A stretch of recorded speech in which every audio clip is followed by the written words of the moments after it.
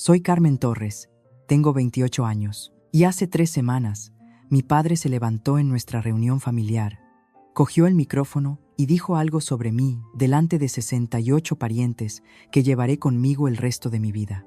Solo tenemos una hija de la que estamos orgullosos. Eso es lo que dijo. Y estaba mirando directamente a mi hermana mayor, Beatriz, cuando lo dijo. Durante 22 años, mi familia me llamó la carga. La bebé prematura que costó demasiado. La hermana callada a la que nadie defendía.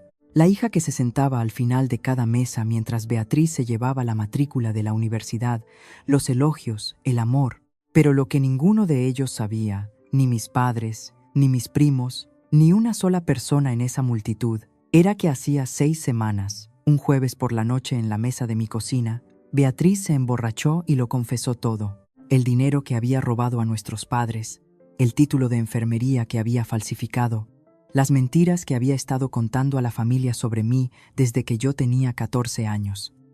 Y yo lo grabé todo. 14 minutos que harían añicos 22 años de silencio. Antes de contaros lo que pasó cuando le di al play, tomaos un momento para darle a me gusta y suscribiros, pero solo si creéis que esta historia lo merece. Y decidme en los comentarios, ¿desde dónde me estáis viendo? ¿Y qué hora es ahora mismo donde estáis? Dejad que os lleve 22 años atrás, a una noche de enero en Andalucía, cuando llegué a este mundo 6 semanas antes de tiempo, y me convertí en la deuda que mi familia nunca quiso pagar. Vine al mundo 6 semanas antes de tiempo, un martes por la noche de enero, en una clínica privada a 40 minutos de nuestra casa porque el hospital público más cercano no tenía una UCI neonatal disponible en ese momento. Mis pulmones no estaban listos. Mi corazón no estaba listo. Nada en mí estaba listo. 3 semanas en la unidad de cuidados intensivos neonatales, 87.000 euros en facturas médicas. Mis padres acababan de firmar la hipoteca de su primera casa 2 meses antes. Mi padre, Gonzalo, conducía camiones para una empresa de transporte regional. Mi madre, Juliana, había dejado su trabajo de recepcionista para quedarse en casa con mi hermana, Beatriz, que tenía 3 años. Conozco la cantidad exacta en euros porque mi madre se aseguró de que nunca la olvidara. Contaba la historia en cada Nochebuena, cada Navidad, cada reunión familiar donde hubiera público. Carmen casi nos arruina antes de poder abrir los ojos, decía. Luego se reía, y los parientes se reían, y yo me quedaba allí, agarrando el tenedor con tanta fuerza que mis nudillos se ponían blancos. Cuando finalmente llegué a casa del hospital, pequeña y frágil y envuelta en una manta amarilla, mi hermana, Beatriz, me miró en mi cuna y le hizo a nuestra madre una pregunta que se convirtió en el chiste favorito de la familia Torres durante las siguientes 2 décadas. ¿Podemos devolverla? Todos se rieron. Mi padre, mis tías, mis tíos, incluso mi abuela Isabel, aunque más tarde me enteraría de que ella dejó de reírse mucho antes que los demás. Esa pregunta, ¿podemos devolverla?, me persiguió en cada cumpleaños, cada boletín de notas, cada cena de Navidad. Beatriz lo decía cuando derramaba el zumo. Mi padre lo decía cuando me mareaba en los viajes en coche. Mi madre se lo susurraba a su hermana Raquel por teléfono cuando pensaba que no podía oírla. Pero yo siempre lo oía. Al crecer, aprendí pronto las reglas de nuestra familia. Regla número 1. Beatriz es lo primero. Regla número 2. Si algo sale mal, probablemente sea culpa de Carmen. Regla número 3. No te quejes de las reglas 1 y 2. Cuando tenía 10 años, gané el primer premio en el concurso de redacción de la provincia. Mi profesora de lengua, la señora Herrero, llamó a casa para felicitar a mis padres. Mi madre se olvidó de venir a la ceremonia de entrega de premios. Esa misma semana, Beatriz quedó tercera en una competición de atletismo del colegio y todos fuimos a celebrarlo a un asador popular. Recuerdo estar sentada en esa mesa, sosteniendo mi diploma debajo, preguntándome si alguien preguntaría por él. Nadie lo hizo, pero fue la Nochebuena en que cumplí 14 años la que rompió algo dentro de mí. Beatriz le dijo a mi madre, con lágrimas en los ojos porque Beatriz siempre sabía exactamente cuándo llorar, que yo había robado el colgante de oro de nuestra abuela Isabel, el que la abuela llevaba en la foto de su boda, el que había prometido legar. Yo no lo había tocado. Ni siquiera había estado en el dormitorio de la abuela ese fin de semana. No importó. Mi madre creyó a Beatriz al instante. Me arrastraron delante de 12 parientes en el salón y me dijeron que me arrodillara y le pidiera perdón a mi abuela por ser una ladrona. Me arrodillé. Lloré.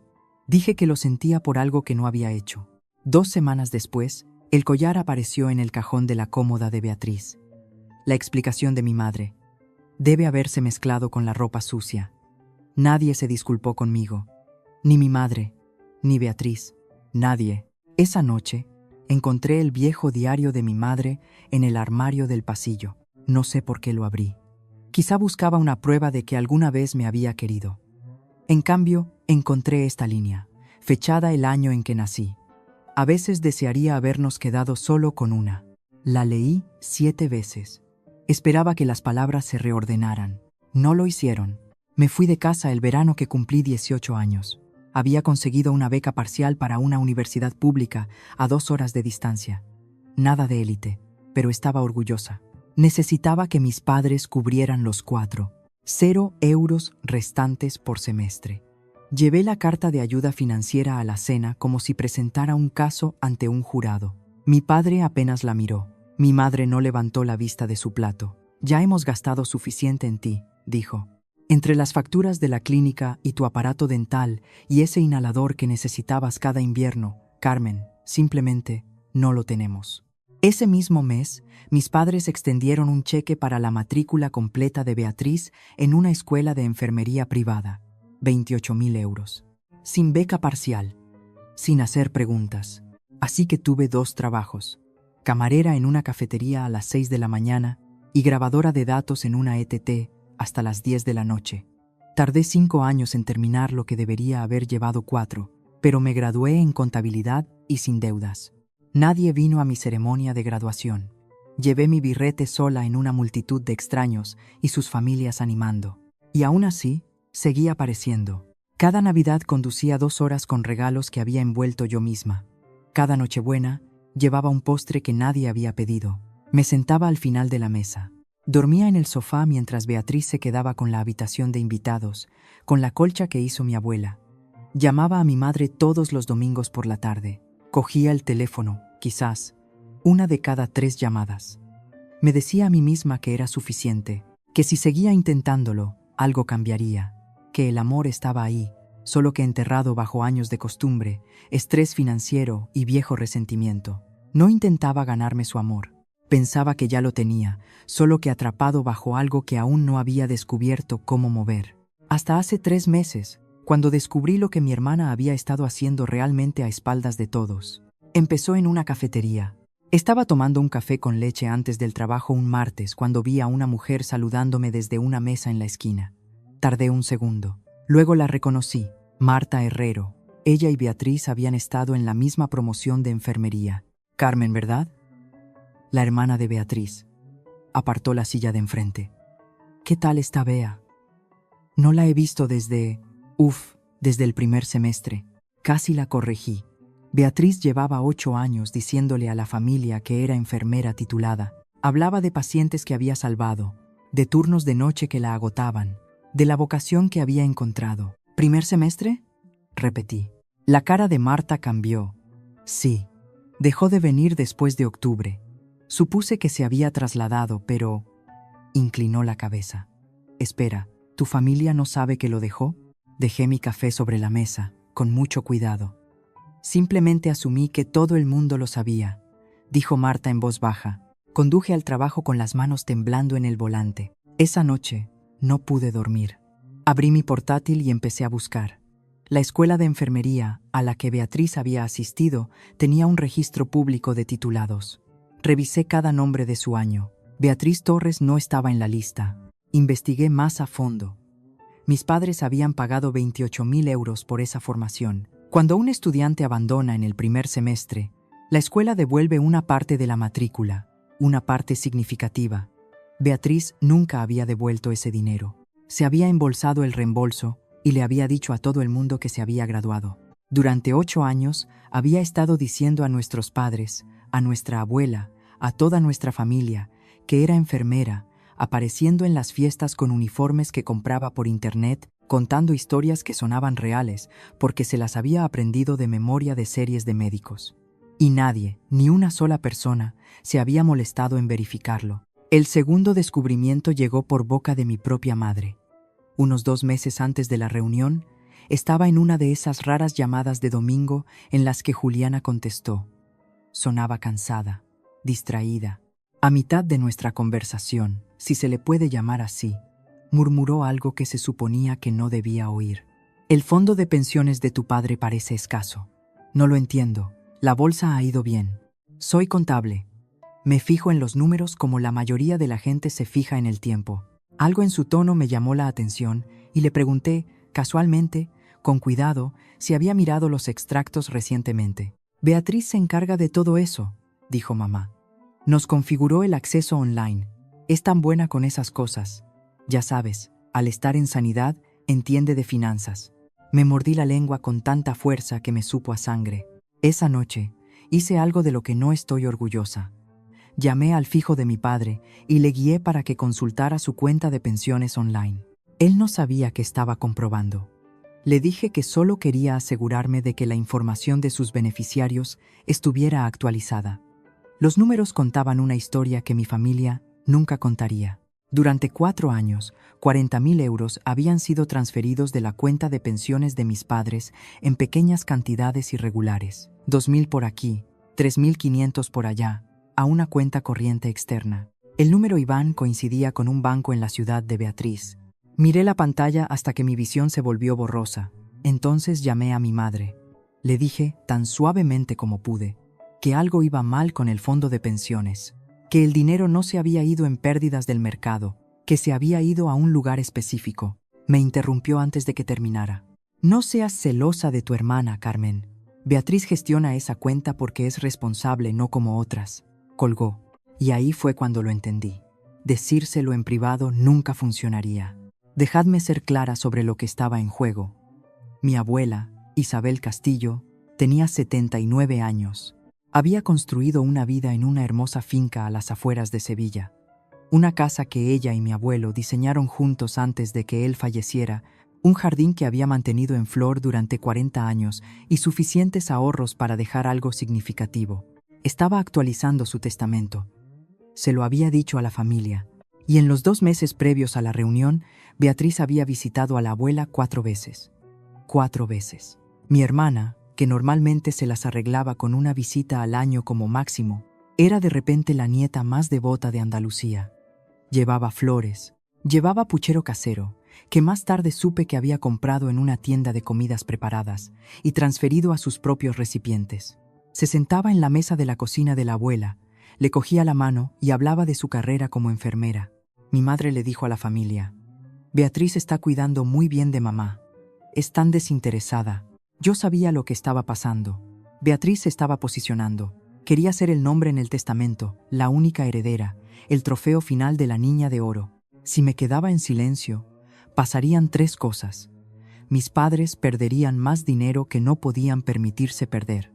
Mi abuela sería engañada para reescribir su legado basándose en mentiras. Y yo perdería a la última persona de mi familia que alguna vez me había visto de verdad. No estaba planeando una venganza. Esa palabra parece demasiado afilada, demasiado limpia para lo que era esto.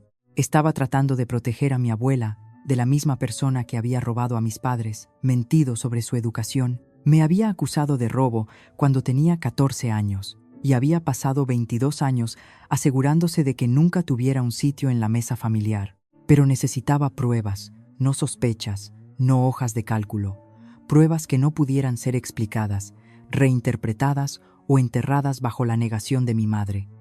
Necesitaba las propias palabras de Beatriz. 3 semanas antes de la reunión, le envié un mensaje a mi hermana. Hola Bea, sé que las cosas han estado raras entre nosotras. ¿Podemos hablar antes de la reunión? No quiero que sea incómodo delante de la abuela. Respondió en 4 minutos. Claro, en tu casa. Eso debería habérmelo dicho todo.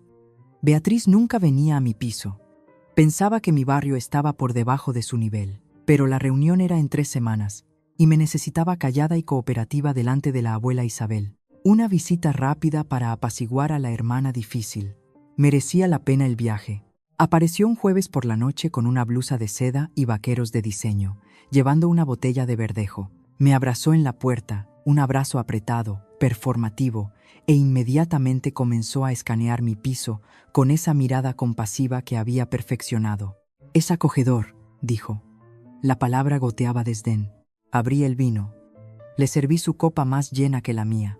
Puse mi teléfono en la estantería detrás de nosotros, con la pantalla hacia abajo, la aplicación de grabación en marcha. En España, la ley permite grabar una conversación si eres parte de ella. Yo era esa parte. Nos sentamos en la mesa de mi cocina y empecé con algo pequeño. «Y bien, ¿qué tal el trabajo? ¿El hospital te tiene ocupada?» Beatriz se lanzó a una historia sobre un paciente que había entrado en parada durante su turno el martes pasado. La contó con gestos, pausas, inflexiones vocales, toda la actuación. Siempre había sido buena en esto, en hacer que la ficción pareciera un recuerdo. Dejé que terminara. Luego dije, tan casualmente como pude: «¡Qué locura! Oye, de hecho, me encontré con Marta Herrero el mes pasado, tu antigua compañera». Dijo algo un poco raro. La copa de vino de Beatriz se detuvo a medio camino de sus labios. «Marta habla demasiado», dijo. Su voz bajó media octava, y supe que la máscara tenía una grieta. No presioné inmediatamente. Serví más vino.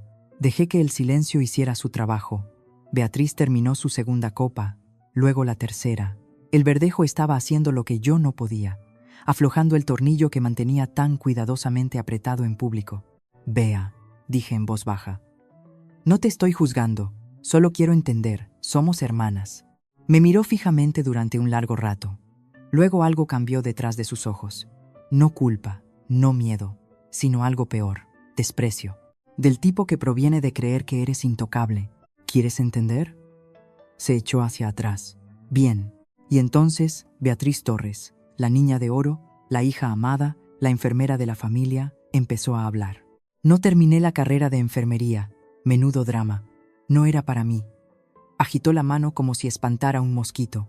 «El dinero de la matrícula de mamá y papá me lo debían por todos los años que tuve que ser la perfecta mientras tú los desangrabas». Sentí un nudo en el pecho. No dije nada. «¿Sabes qué le conté a mamá cuando tenías 14 años? ¿Que robaste el collar de la abuela?» Sonrió. De hecho, sonrió. «Lo cogí yo. Necesitaba que desapareciera para Nochebuena para que tú quedaras mal. Y funcionó. Siempre funciona». Se sirvió otra copa. Su mano estaba firme. Su conciencia estaba tranquila. Todo lo que tenía que hacer era llorar. Y mamá se ponía de mi lado siempre. «Siempre fuiste tan fácil de apartar, Carmen. Nunca te defendiste. Simplemente te lo tragabas, sentada al final de la mesa». Mis manos temblaban. Me dolía la mandíbula de apretarla, pero mantuve mi rostro impasible. Mantuve mi respiración regular, porque el teléfono en la estantería estaba captando cada sílaba. Y Beatriz no había terminado. El vino había despegado la última capa. El fondo de pensiones de papá. Beatriz inclinó su copa, observando la luz refractarse a través del vino como si admirara una joya. «He sacado unos 40,000 en los últimos 4 años. Pequeñas cantidades, nunca se darán cuenta. Creen que el mercado se desplomó». Se rió. Un sonido corto, brillante, descuidado. «¿Y la abuela?», pregunté. Mi voz era firme. «Apenas». Beatriz se inclinó hacia adelante, con los codos sobre la mesa. «¿Por qué crees que la he estado visitando, Carmen? Está reescribiendo su testamento. Me aseguraré de que mi nombre sea el único que importe». Mantuvo mi mirada. Y entonces dijo la frase que lo selló todo. «¿Y tú? Tú no recibirás nada, como siempre». Dejó su copa suavemente. «Porque en esta familia, yo soy la hija. Tú eres la factura. Tú eres la factura. No la carga, la factura. Como si yo fuera una deuda que nunca quisieron pagar».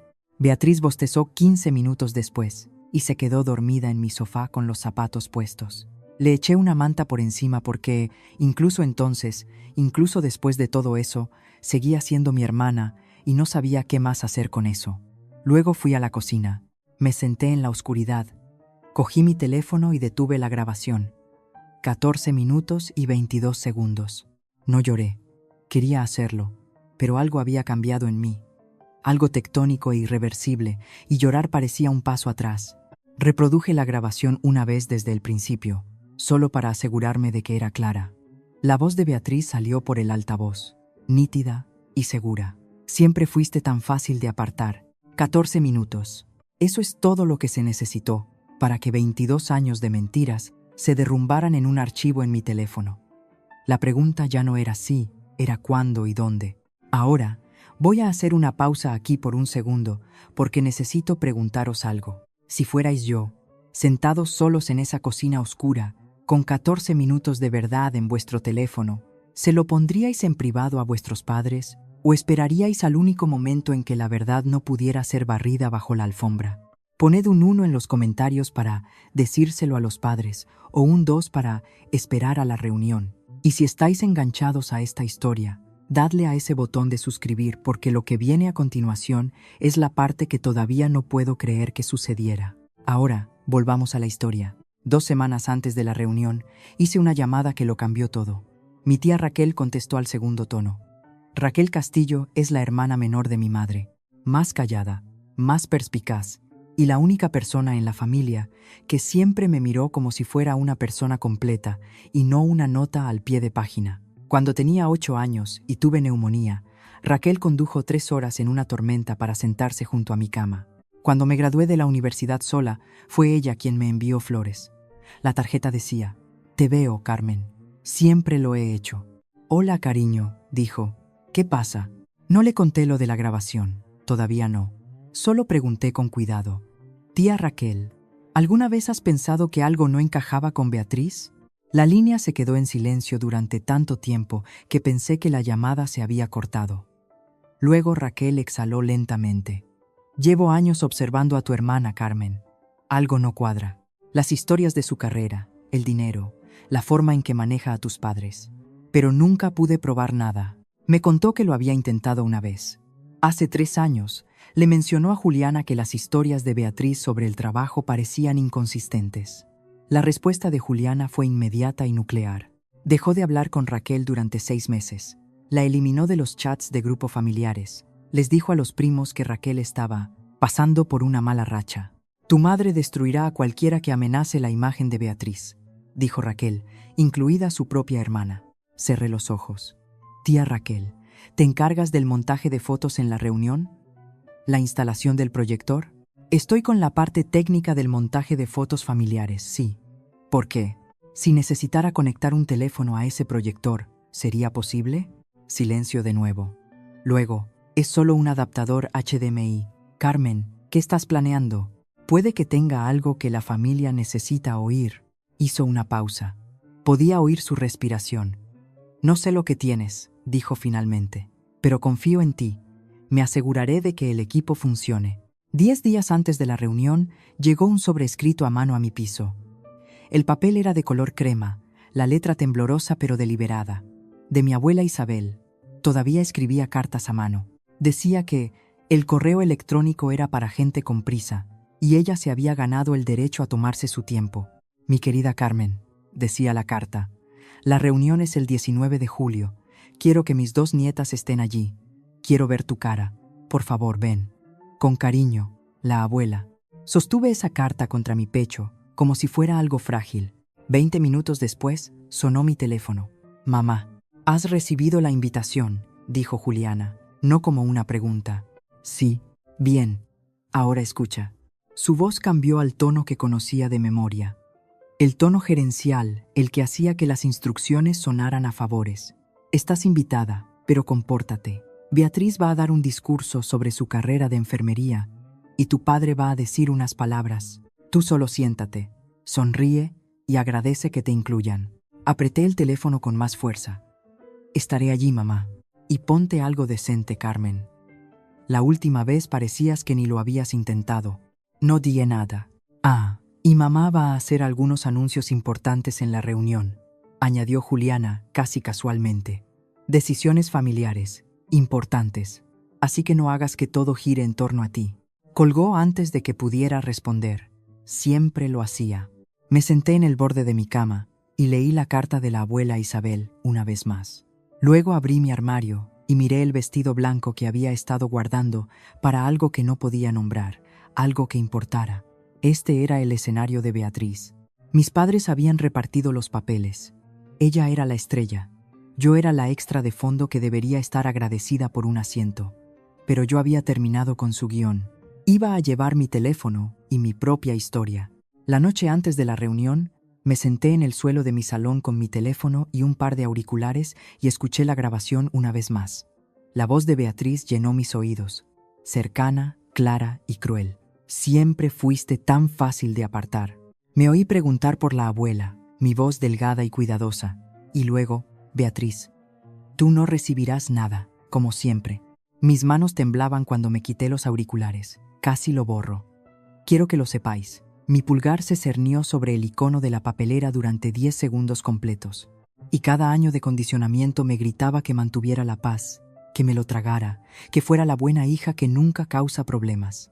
Pero entonces pensé en la carta de mi abuela. Quiero ver tu cara. Pensé en el fondo de pensiones de mi padre, sangrando silenciosamente durante 4 años.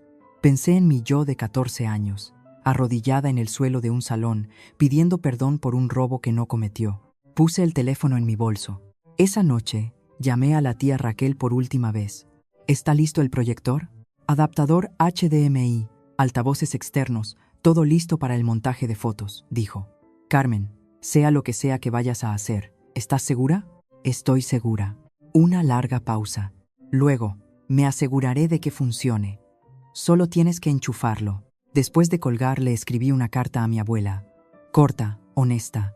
La sellé en un sobre y la metí en mi bolso junto al teléfono. Decía, abuela, siento si lo que sucede mañana te duele, pero siempre me has enseñado que la verdad importa más que la comodidad. Espero que sigas creyéndolo. No dormí esa noche, pero por primera vez en años no tenía miedo de lo que traería la mañana. Estaba lista.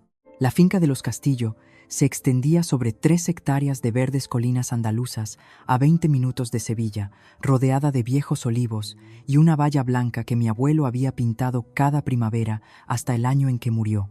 La abuela Isabel organizaba allí la reunión familiar cada 5 años.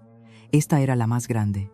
68 personas de 4 generaciones de castillos y torres. Largas mesas de banquete, cubiertas con manteles blancos, se extendían por el césped trasero. Guirnaldas de luces colgaban entre los olivos, esperando el anochecer. Una pantalla de proyector estaba cerca de la mesa principal, ya instalada para el montaje de fotos familiares, obra de la tía Raquel. Llegué temprano, con mi vestido blanco, el pelo suelto, el teléfono en mi bolso de mano, el corazón en la garganta. La tía Raquel estaba ajustando los cables de los altavoces cerca del proyector. Cuando me vio, asintió una vez, tranquila, serena. Inclinó la cabeza hacia el adaptador HDMI que descansaba en el borde de la mesa técnica. Entendí. Los invitados fueron llegando durante la siguiente hora. Primos que no había visto en años, tías abuelas que me pellizcaban las mejillas, el tío Francisco con su risa estruendosa, niños persiguiéndose alrededor de las sillas del jardín. Entonces llegó Beatriz. Vestido rojo, tacones caros, maquillaje completo. Flotaba entre la multitud como una celebridad en un estreno, besando mejillas, apretando manos, interpretando una calidez tan convincente que casi me la creo. Fue directa a la abuela Isabel y la envolvió en un abrazo que duró lo justo para que 3 personas lo fotografiaran. Mis padres flanqueaban a Beatriz como guardaespaldas, Gonzalo con sus pantalones de pinza planchados, Juliana con un vestido de flores, la mano en el hombro de Beatriz, radiante. El trío perfecto. Yo me quedé atrás, cerca de los arbustos de hortensias, sosteniendo un vaso de tinto de verano que no bebí. Y la abuela Isabel, en medio del abrazo con Beatriz, miró por encima del hombro de su nieta. Me encontró entre la multitud y me dedicó una pequeña y triste sonrisa que rompió algo en mi pecho. La cena se sirvió a las 6. Jamón ibérico, tortilla de patatas, paella, gazpacho. El menú de la reunión de los Castillo no había cambiado en décadas. La gente llenó sus platos, encontró sus asientos y se acomodó en el tipo de caos cálido y ruidoso que las grandes familias del sur dominan. Me senté en el extremo más alejado de la segunda mesa. No había asientos asignados, pero de alguna manera la geografía familiar siempre me empujaba al perímetro. Después de la cena, mi madre se levantó y golpeó un tenedor contra su copa. Las conversaciones se acallaron. Antes de poner el montaje de fotos, anunció Juliana. Beatriz tiene algo que le gustaría compartir. Algunos de vosotros sabéis que ha estado haciendo un trabajo increíble como enfermera. Vea, cariño, sube. Aplausos. Aplausos cálidos, alentadores y confiados de 68 personas que no tenían motivos para dudar. Beatriz caminó hacia el frente con la facilidad de alguien que había ensayado esto en el espejo. Cogió el micrófono inalámbrico de la mesa técnica de Raquel y sonrió. La sonrisa practicada y simétrica que la había sacado de todos los aprietos en los que se había metido. Gracias, mamá. Se llevó una mano al pecho. La enfermería ha sido la experiencia más gratificante de mi vida. El mes pasado, ayudé a un paciente a recuperarse de un derrame cerebral. Me cogió la mano y me dijo que le salvé la vida. La gente murmuraba con admiración. La abuela Isabel asintió con orgullo. 5 minutos de pura ficción entregados sin fallos. Cuando Beatriz terminó, recibió una ovación de pie de la mesa principal. Mi madre lloraba, del tipo de lágrima única y elegante que había perfeccionado en la iglesia. Entonces una tía abuela en mi mesa se inclinó y me dio una palmadita en el brazo. ¿Y tú qué haces, querida? Antes de que pudiera responder, la voz de mi madre cortó el césped. Carmen trabaja en contabilidad, dijo Juliana. En algún sitio. Risas dispersas. Beatriz sonrió mirando su copa de vino. Sentí que me ardía la cara, pero mantuve las manos planas sobre la mesa. Todavía no. El sol se estaba poniendo detrás de los olivos cuando mi padre se levantó. Gonzalo Torres no era un orador nato. Era un hombre callado que se había pasado la vida conduciendo camiones, viendo fútbol y estando de acuerdo con lo que Juliana le dijera que era verdad. Pero esta noche, Juliana le había dado un guión, y él leyó de un papel doblado que ella le metió en el bolsillo de la camisa antes de la cena. Quiero dar las gracias a todos por estar aquí, empezó. Su voz era débil a través del micro. Esta familia lo es todo para nosotros. Hizo una pausa, miró a Beatriz, que estaba sentada en la mesa principal junto a la abuela Isabel. Juliana y yo, tragó saliva. Solo tenemos una hija de la que estamos verdaderamente orgullosos. El césped se quedó quieto. Beatriz, eres nuestro mayor logro. Todo lo que has hecho, tu carrera, tu corazón, la forma en que cuidas de esta familia. No podríamos haber pedido una hija mejor. Aplausos, no atronadores. Había una corriente subterránea de incomodidad. Algunas personas mirando a su alrededor, un primo moviéndose en su silla. Pero suficiente gente aplaudió para que pareciera sancionado. Nadie me miró. No era necesario. Yo estaba sentada en la mesa de atrás, 68 personas delante de mí. Las palabras de mi padre todavía flotando en el aire de verano como humo. Solo tenemos una hija de la que estamos verdaderamente orgullosos. No se había equivocado. No había sido ambiguo. Había dicho, delante de cada tía, tío, primo y abuelo de nuestra familia, que yo no contaba. Mi abuela Isabel se giró lentamente en su silla, me encontró, vio el enrojecimiento de mis ojos. Su ceño se frunció con algo que no había visto en ella en años. Alarma. Puse mi mano en mi bolso de mano. Sentí el borde duro de mi teléfono a través de la tela. 22 años. Me levanté. No me precipité. No irrumpí. Me levanté de mi silla. De la forma en que te levantas cuando finalmente has tomado una decisión que has estado considerando durante semanas. Lenta, deliberadamente, como si la gravedad hubiera cambiado de dirección y ponerse de pie fuera lo único que quedaba que tuviera sentido. Las cabezas se giraron. Algunos primos susurraron. Mi madre se dio cuenta primero. Carmen. La voz de Juliana era aguda y baja. Siéntate. ¿Qué estás haciendo? No respondí. Caminé entre las dos mesas de banquete. 68 caras me siguieron como si estuviera cruzando un escenario. Las guirnaldas de luces se habían encendido. El aire olía a la brisa del campo y a césped recién cortado. Y los latidos de mi corazón eran tan fuertes que podía sentirlos en las yemas de mis dedos. Beatriz me observaba desde la mesa principal, su copa de vino congelada a medio camino de su boca. Confusión primero, luego sospecha, luego algo que nunca antes había visto en la cara de mi hermana. Un destello de miedo. Llegué a la mesa técnica. La tía Raquel estaba de pie junto al proyector, con los brazos a los lados. No hizo ninguna pregunta. No lo necesitaba. Cogió el adaptador HDMI, y me lo tendió. Saqué mi teléfono del bolso, lo enchufé. La pantalla del proyector se iluminó detrás de mí. Un resplandor blanco reemplazando el montaje de fotos familiares congelado. Mi padre dio un paso adelante. Carmen, este no es el momento. En realidad, papá, le miré fijamente. Este es exactamente el momento. Abrí el archivo de audio. 14 minutos y 22 segundos. La marca de tiempo en la pantalla era visible para todos. Mi pulgar pulsó el play.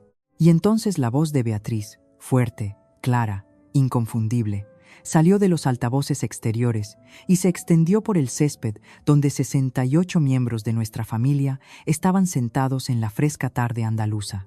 No terminé la carrera de enfermería. Menudo drama. La cara real de Beatriz se puso blanca como el papel mientras su voz grabada llenaba el aire. Lo primero que noté fue el silencio. No del tipo educado que se instala en una sala durante un discurso. Esto era algo más pesado.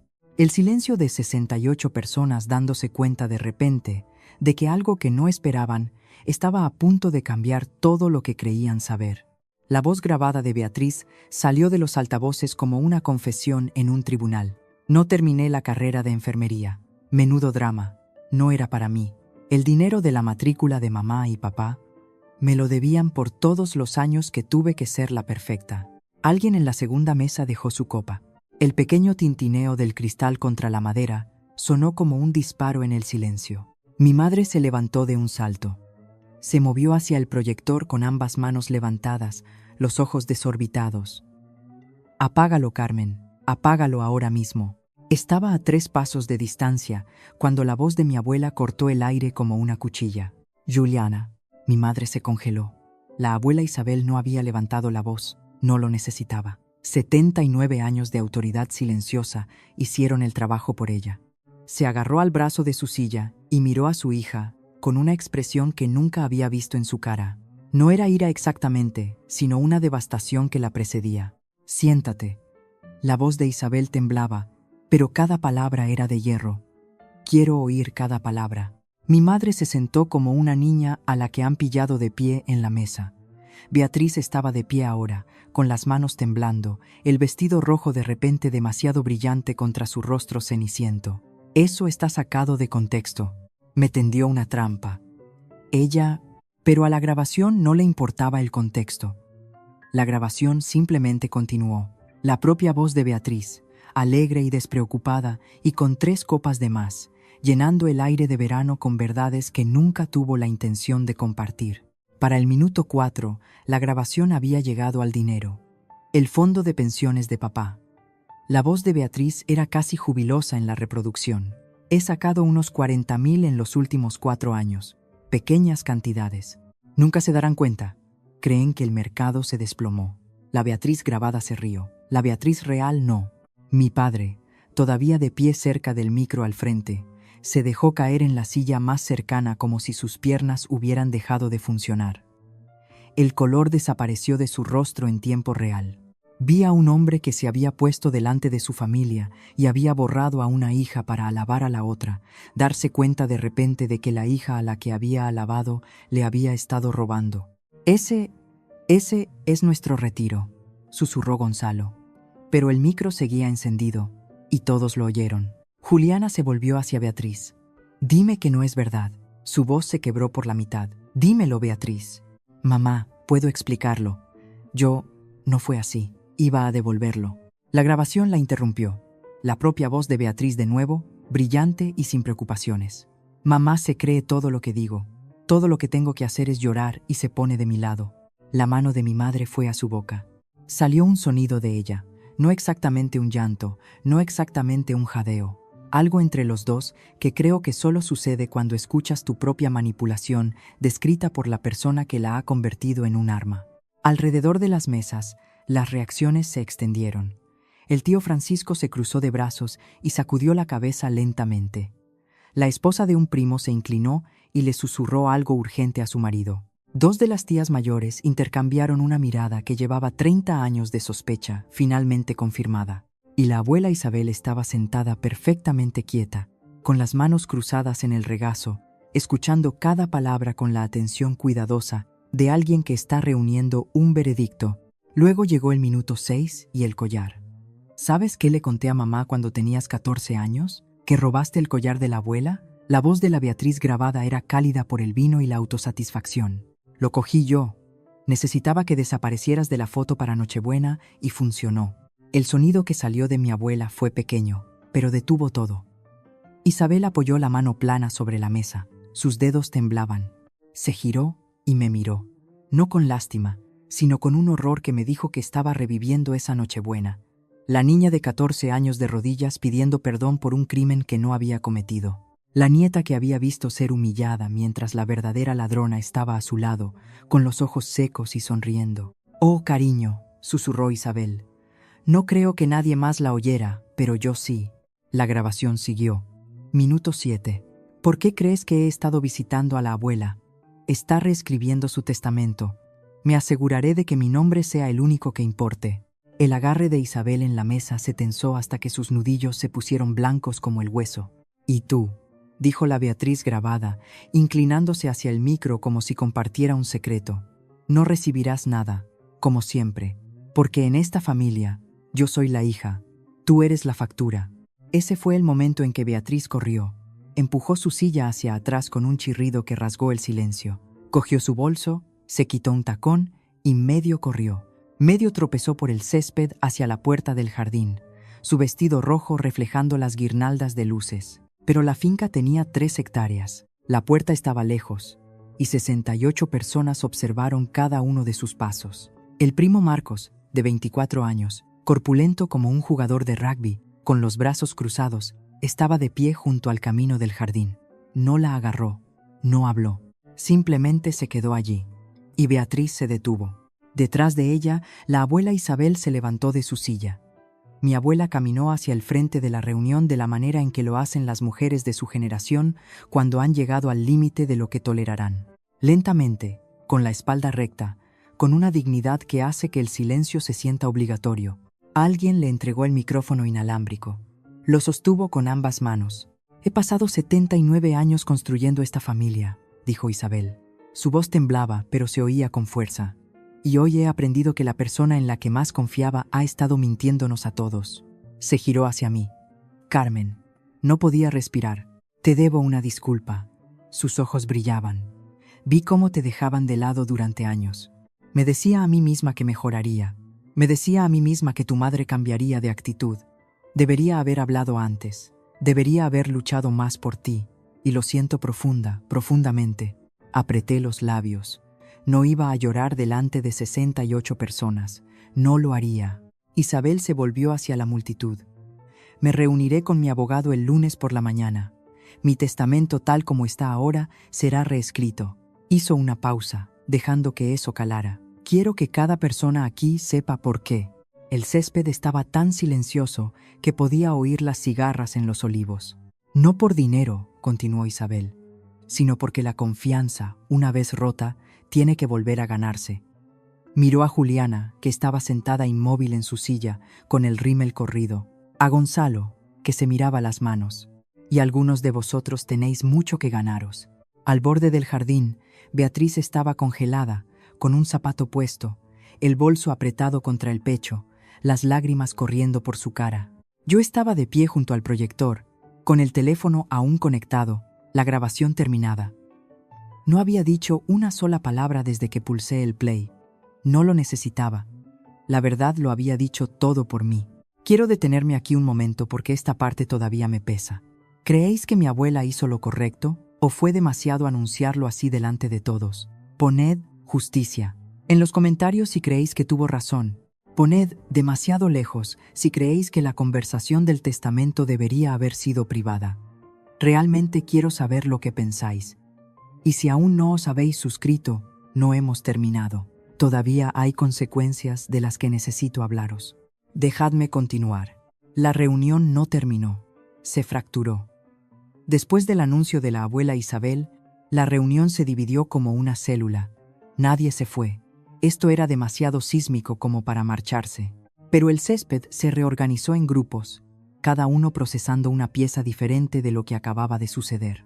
Los parientes mayores, el tío Francisco, la tía Luisa, Las tías abuelas que recordaban al difunto esposo de Isabel se reunieron alrededor de mi abuela como un anillo protector.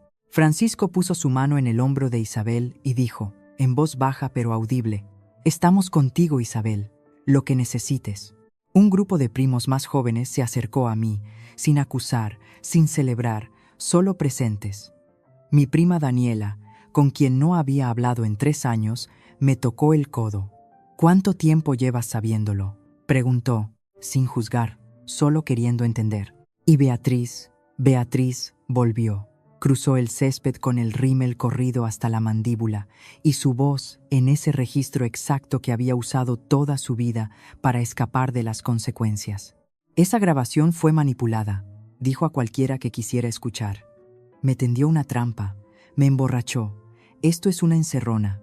La mayoría de la gente apartó la mirada. Algunos negaron con la cabeza. Entonces habló la tía Raquel. Había estado de pie en silencio junto a la mesa del proyector todo el tiempo, con los brazos cruzados, observando. Ahora dio un paso adelante. «Beatriz», dijo Raquel, tranquila como un lago, «he tenido mis dudas sobre ti durante 3 años. Se lo dije a tu madre, y me eliminó de la familia por ello». Miró alrededor del césped. La grabación solo confirmó lo que ya sabía. Juliana, en silencio hasta ahora, se volvió hacia mí. Su voz era áspera. «¿Cómo has podido hacerle esto a tu familia, Carmen?». Miré a mi madre. 22 años de palabras tragadas se agolpaban en mi garganta. «Yo no he hecho esto, mamá», lo hizo Beatriz. «Yo solo dejé de ocultarlo». Encontré un lugar tranquilo al borde del jardín, cerca del banco de piedra donde la abuela solía leerme cuando era lo suficientemente pequeña como para sentarme en su regazo. El ruido de la fiesta estaba detrás de mí. Fragmentos de conversaciones urgentes. El hijo de alguien preguntando por qué la tía Beatriz estaba llorando. El tintineo de los platos siendo recogidos por gente que necesitaba algo que hacer con las manos. Mi padre me encontró allí. Gonzalo se quedó a unos metros de distancia, con las manos en los bolsillos, mirando al suelo. Tenía los ojos hinchados. No parecía un hombre que acabara de dar un discurso. Parecía un hombre al que acababan de darle uno. «¿De verdad dije eso?». Su voz era ronca. «¿Que solo tenemos una hija?». «Lo dijiste delante de 68 personas, papá». Hizo una mueca como si le hubiera tocado una quemadura. «Tu madre». Ella escribió esas palabras. Me puso el papel en el bolsillo y me dijo lo que tenía que decir. «Y tú elegiste leerlas». No discutió. No desvió la atención. Simplemente se quedó allí, absorbiéndolo como una pared absorbe un golpe. «Lo siento, Carmen». Su voz se rompió al decir mi nombre. «No sé cómo arreglar esto». Lo miré durante un largo rato. Este hombre que había conducido camiones durante 30 años, que nunca levantaba la voz en la cena, que dejó que su esposa y su hija mayor escribieran las reglas mientras su hija menor pagaba el precio. No era un monstruo, era algo casi peor. Un espectador que me quería en silencio y nunca dejó que ese amor fuera lo suficientemente fuerte como para importar. «No te pido que lo arregles ahora mismo, papá», le dije con amabilidad, no porque se la hubiera ganado, sino porque la crueldad nunca había sido mi lenguaje. «Te pido que dejes de fingir que no existo». Lloró. Nunca había visto a mi padre llorar en 28 años. No hubo abrazo ni resolución. Solo 2 personas de pie en un jardín, aprendiendo a empezar desde los escombros. Estaba sentada en los escalones del porche cuando la abuela Isabel vino y se sentó a mi lado. Se movió con cuidado. Su cadera le había estado molestando durante meses, pero rechazó mi mano y se sentó por sus propios medios. Por un momento ninguna de las dos habló. La tarde se había vuelto de un azul oscuro. Las luciérnagas parpadeaban sobre el césped trasero, donde hacía 1 hora todo había cambiado. «Te aferraste a esa grabación», dijo Isabel. No era una pregunta. «Podrías haberla usado para hacerle daño hace semanas, pero esperaste». «Casi no la pongo, abuela». Estuve a punto de irme, pero no lo hiciste. Se acercó y me cogió la mano. Su piel era fina y fresca, pero su agarre era firme. Y estoy agradecida, porque estuve a punto de darle todo lo que tengo a una mentirosa. Negué con la cabeza. «No necesito nada de tu testamento, abuela. No es por eso por lo que...». «Chist», apretó mi mano. «No se trata de lo que necesites, se trata de lo que mereces y de lo que es justo». Miró hacia el jardín donde las guirnaldas de luces se mecían con la brisa de la tarde. Los invitados empezaban a irse. Despedidas lentas y silenciosas en lugar de las habituales y bulliciosas despedidas de los Castillo. Me reúno con mi abogado el lunes, dijo. La parte de Beatriz irá a un fideicomiso. Podrá acceder a él cuando devuelva hasta el último céntimo que robó a tus padres y sea honesta sobre su vida, no antes. Luego, me dijo algo que me dejó sin aliento. Puse tu nombre en mi testamento hace 28 años, Carmen, cuando naciste. Tu madre me pidió que lo quitara cuando tenía 6. Hizo una pausa. Me negué, pero dejé de hablar de ello para mantener la paz. Me miró con los ojos húmedos. Nunca debí haberme callado. El silencio es cómo esta familia ha llegado hasta aquí. Una semana después de la reunión, las consecuencias no disminuían, se agravaban. Beatriz probó primero la ruta de las redes sociales. Publicó en Facebook. Mi propia hermana me apuñaló por la espalda en nuestra reunión familiar. Nunca me he sentido tan traicionada. La publicación obtuvo 11 me gusta, todos de amigos que no habían estado allí. Entonces el primo Marcos comentó: todos oímos la grabación, Beatriz. Te apuñalaste tú misma. 27 personas le dieron me gusta a su respuesta. Beatriz borró la publicación en menos de una hora. El chat de grupo familiar sufrió un cambio sísmico. Beatriz fue eliminada, no por una persona, sino por un consenso silencioso. Daniela simplemente creó un nuevo chat y no la añadió. Nadie se opuso. Mi padre me llamó un martes por la noche. Fue la primera vez en mi vida que marcó mi número sin que Juliana se lo pidiera. He revisado los extractos del fondo de pensiones, dijo. Su voz sonaba 10 años más vieja. Se llevó más de lo que pensábamos. 42.300 euros. Carmen, está todo documentado. Las transferencias, las fechas, todo. Cerré los ojos. ¿Qué hace? Tu madre y yo nos reuniremos con un asesor financiero esta semana. Y quizás con un abogado. Hizo una pausa. Debería haberte escuchado cuando llamaste. Sí, papá, deberías haberlo hecho. Había algo más también. La carrera de enfermería, la que Beatriz había interpretado tan bellamente en la reunión, la que había usado para impresionar a la abuela y encantar a la familia. Se deshizo por completo. Un primo que trabajaba en el sector sanitario preguntó por ahí. Beatriz no era enfermera, ni siquiera era auxiliar de enfermería. Era recepcionista en una clínica de fisioterapia a 30 kilómetros de su apartamento. Contestaba teléfonos y programaba citas. Llevaba 6 años haciéndolo. Cada historia que había contado, cada paciente que había salvado, ficción, cada palabra. 2 semanas después de la reunión, mi madre llamó. Casi no contesto. Mi teléfono estaba en la encimera de la cocina, vibrando con su nombre, y lo vi sonar 2 veces antes de responder. Carmen. Su voz era débil, más débil de lo que la había oído nunca, desinflada, como si alguien le hubiera quitado el aire a la mujer que había controlado la narrativa de nuestra familia durante 25 años. No sabía lo del dinero, dijo, ni lo del collar. Te juro que no lo sabía. Creo que no sabías sobre esas cosas, mamá. Mantuve mi voz nivelada. Pero sabías cómo me tratabas. No necesitabas una grabación para saber eso. Silencio. Del tipo que se alarga hasta que se convierte en su propia respuesta. Tenía tanto miedo cuando naciste. Su voz se quebró. Los médicos nos dijeron que podrías no sobrevivir la primera noche, y luego lo hiciste. Y llegaron las facturas y tu padre y yo nos estábamos ahogando. Creo que... Se detuvo. Empezó de nuevo. Creo que te culpé por algo que no era tu culpa. Y una vez que empecé, no supe cómo parar. Apreté el teléfono. Una parte de mí, la niña de 14 años todavía arrodillada en el suelo de ese salón, quería colgar. Otra parte de mí, la que había pasado 22 años llamando cada domingo, aguantó. ¿Puedes perdonarme? Susurró. No estoy lista para eso todavía, mamá. Lo dije sin crueldad, sin aspereza, solo con honestidad. Pero no cierro la puerta. Una respiración larga y temblorosa al otro lado. Si quieres una relación conmigo, continué, empieza con la honestidad. No más elegir bandos. No más borrarme de la familia. No más dejar que Beatriz escriba la historia.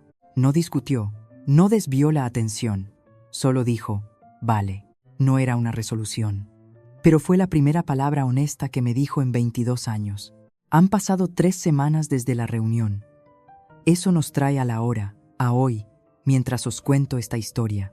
La abuela Isabel se reunió con su abogado el lunes después de la reunión, tal como prometió. El Nuevo Testamento divide su patrimonio de manera justa entre sus hijos y nietos, pero la parte de Beatriz se mantiene en un fideicomiso condicional. Los términos son claros. Beatriz debe devolver cada euro que tomó del fondo de pensiones de sus padres y proporcionar una prueba verificada de empleo y educación antes de que el fideicomiso se libere. Sin lagunas, sin atajos, solo responsabilidad. Mi padre y su asesor financiero revisaron 4 años de extractos. El total no era 40.000, eran 47.200 euros. Beatriz había estado sacando dinero hasta 2 meses antes de la reunión. Gonzalo y Juliana están consultando a un abogado sobre sus opciones. Aún no han presentado nada. Creo que parte de ellos todavía está en shock. Beatriz no ha hablado con nadie de la familia. Su apartamento en Córdoba está vacío. Un primo pasó a comprobarlo. El rumor que corre por la familia es que se mudó a Valencia a vivir con su novio. No ha devuelto una sola llamada. En cuanto a la tía Raquel, la abuela Isabel la invitó de nuevo al círculo familiar al día siguiente de la reunión. 3 años de silencio, rotos por una sola llamada telefónica. Raquel me dijo más tarde que Isabel dijo: «Debería haberte escuchado, debería haberos escuchado a las 2». La semana pasada recibí un correo electrónico de mi abuela, sin lenguaje formal, sin jerga legal, solo una línea. «Ven a visitarme cuando quieras, cariño. La habitación de invitados es tuya. Siempre lo fue». Leí ese correo electrónico 4 veces, y a diferencia de la entrada del diario de mi madre de hace 22 años, la que decía que deseaba haberse quedado con una sola hija, estas palabras no me hicieron desear que cambiaran. Eran exactamente correctas. Es jueves por la noche. Estoy sentada en mi piso, en la misma cocina donde Beatriz bebió 3 copas de verdejo y desmanteló 22 años de sus propias mentiras. La mancha de vino en la mesa sigue ahí. No la he limpiado. No estoy segura de por qué. La gente me sigue preguntando si me siento culpable, si me arrepiento de haber puesto la grabación, si desearía haberlo manejado de otra manera. Aquí está mi respuesta honesta. No puse esa grabación para destruir a mi hermana. La puse porque durante 22 años mi familia había estado contando una historia sobre mí que no era cierta, y yo era la única persona que podía cambiar la narrativa. No con ira, no con discursos, solo con la verdad reproducida en voz alta en un espacio donde no podía ser susurrada para que desapareciera. Desearía que no hubiera llegado a eso, cada día, pero sé lo que habría pasado si me hubiera quedado en silencio. Mi abuela habría dejado su legado a una mentirosa, mis padres habrían perdido más dinero que no podían permitirse, y yo habría pasado el resto de mi vida sentada al final de la mesa, esperando que alguien se diera cuenta de que estaba allí. He dejado de esperar. No de una manera amarga, sino de una manera libre. Todavía quiero a mis padres, todavía quiero a mi hermana. Esa es la parte que la gente no entiende sobre establecer límites. No se trata de dejar de amar, se trata de detener la parte en la que el amor se usa como una correa. Mi teléfono vibra. Un mensaje de mi padre. Pensando en ti hoy. 3 palabras. Sin disculpas, sin grandes gestos. Solo el reconocimiento de que existo. De que también soy su hija. No es perfecto. No es la familia que deseaba cuando tenía 10 años, apretando un diploma de un concurso de redacción contra mi pecho en un auditorio vacío. Pero es real. Y lo real es suficiente por ahora. El sábado pasado, conduje hasta la finca de la abuela Isabel. Las mesas de la reunión ya no estaban. El proyector estaba guardado. Las guirnaldas de luces todavía colgaban entre los olivos, pero ahora estaban apagadas, solo finos alambres oscuros contra el cielo andaluz. La abuela me esperaba en el porche en su mecedora, un vaso de limonada sudando en la mesita. Me saludó con la mano cuando vio mi coche entrar por el camino. Y algo en ese saludo, pequeño, ansioso, como un niño que ve a un amigo en el colegio, hizo que me doliera el pecho de la mejor manera posible. Me senté a su lado. No hablamos de Beatriz. No hablamos de la grabación, ni del testamento, ni de la llamada de mi madre. Hablamos de su jardín. Las hortensias florecían tarde este año. Hablamos de mi trabajo. Me habían ofrecido un pequeño aumento y aplaudió como si hubiera ganado un Oscar. Hablamos de mi gata, Penny, que había aprendido a abrir el armario de la cocina y robar golosinas. La abuela se rió de eso. Una risa real. del tipo que arrugaba toda su cara y la hacía agarrarse a mi brazo para estabilizarse. «Cuéntame sobre tu vida, cariño», dijo finalmente. «La versión real, no la que tu madre editaba». Así que lo hice. Le hablé de mi piso, de mis carreras matutinas, del club de lectura al que me había unido, de la amiga que me enseñó a hacer pan de masa madre. Cosas pequeñas, cosas verdaderas. «Pareces feliz», dijo. «Estoy en ello, abuela». Nos sentamos en ese porche hasta que salieron las luciérnagas. Sin drama, sin público, sin actuación. Solo una abuela y su nieta, poniéndose al día con 22 años de conversaciones que deberían haber tenido hace mucho tiempo. Pasé 22 años siendo su carga, pero resulta que lo más pesado que he llevado no fue su decepción. Fue mi propio silencio. Y finalmente lo he soltado. Antes de irme, aquí hay algunas cosas que toda esta experiencia me enseñó. 1. El silencio no mantiene la paz. Solo deja que la voz más alta de la sala escriba la historia. 2. Proteger a alguien de la verdad no es amor. Es control con un traje más bonito. Y 3. No necesitas el permiso de nadie para dejar de ser invisible. Si algo de esto os ha tocado de cerca, si alguna vez habéis sido el chivo expiatorio de la familia, el ignorado, la persona que siguió apareciendo incluso cuando nadie os guardaba un sitio, quiero que sepáis que no estáis solos. Dejad un comentario y contadme vuestra historia. Leo cada una de ellas. Y si queréis más historias como esta, he enlazado algunas de mis favoritas en la descripción de abajo. Dadle a suscribir y tocad esa campana para no perderos la próxima. Gracias por estar aquí. Gracias por escuchar. Significa más de lo que imagináis.